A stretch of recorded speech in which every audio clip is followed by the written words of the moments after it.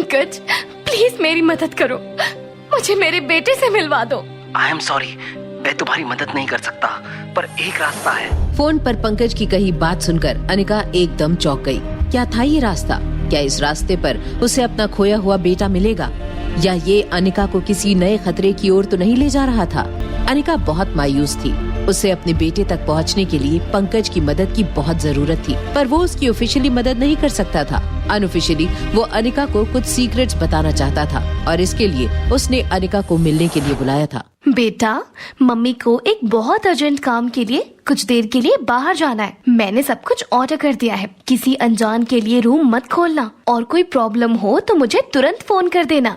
अनजान खतरे की आहट के बारे में अनिका ने रिया को आगाह तो कर दिया था, पर रिया बहुत समझदार लड़की थी। वो अनिका की बात मान गई, जिससे अनिका को काम के वक्त उसकी टेंशन ना हो। अनिका रिया को रूम में छोड़कर अपने बेटे की तलाश के लिए निकल जाती है। जैसे ही वो होटल की लॉबी में पहुंचती है, वहाँ उसका सामना रोहित मारवा से होता है। रोहित उसे देखकर सोच में पड़ गया। अनिका देखने में तो बहुत सीधी लगती है, कहीं मैंने उसके बारे में कुछ गलत तो नहीं सोच लिया। अनिका को पता था कि रोहित उसकी ही तरफ देख रहा है, पर उसे रोहित में कोई इंटरेस्ट नहीं था, खासकर उस दिन के बाद जब उसने सबके सामने अनिका की इंसल्ट की थी। अनिका होटल के बाहर निकलती है, पर वहाँ एक और सरप्राइज उसका इंतजार कर रहा था। वो कोई और नहीं बल्कि कुणाल डोगरा था। वही कुणाल डोगरा जो एकमात्र जरिया था अनिका के पास अपने बेटे तक पहुँचने का। हाय!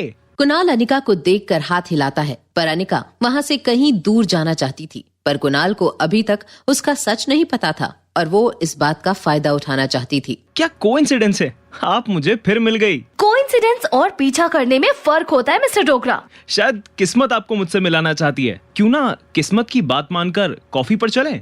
शायद इस बहाने एक दूसरे को जान पाए। कुणाल को इस तरह फ्लर्ट करता देख अनिका को खूब गुस्सा आ रहा था, पर उसने खुद पर काबू पाया और कॉफी के लिए मान गई। उसको इस समय अपने मकसद के आगे और कुछ नहीं दिखाई दे रहा था। ठीक है। कुणाल अनिका को अपने साथ सबसे अच्छे कैफे लेकर जाता है। उसके पास ये एक मौका था उसे इम्प्रेस करने का, और उसे पता है कि लड़कियों को महंगी चीजें पसंद है।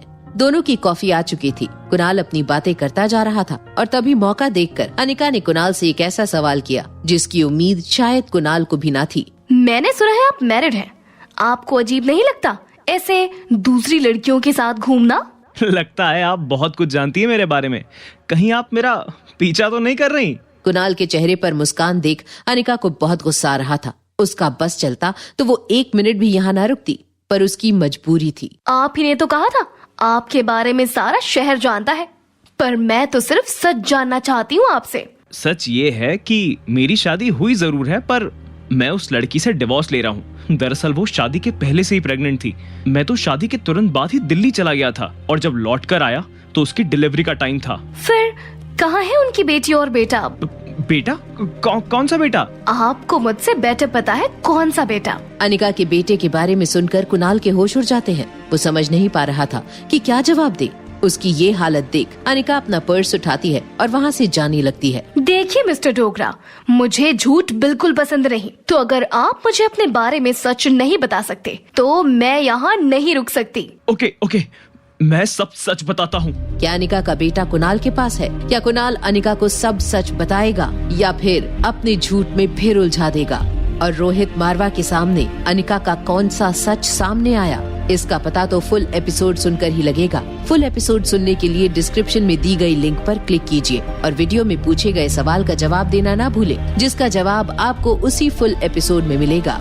कमेंट करने वाले 10 लकी विनर्स को मिलेंगे 500 कॉइंस। तो सुनते रहिए एक लड़की को देखा तो, सिर्फ पॉकेट FM ऐप पर।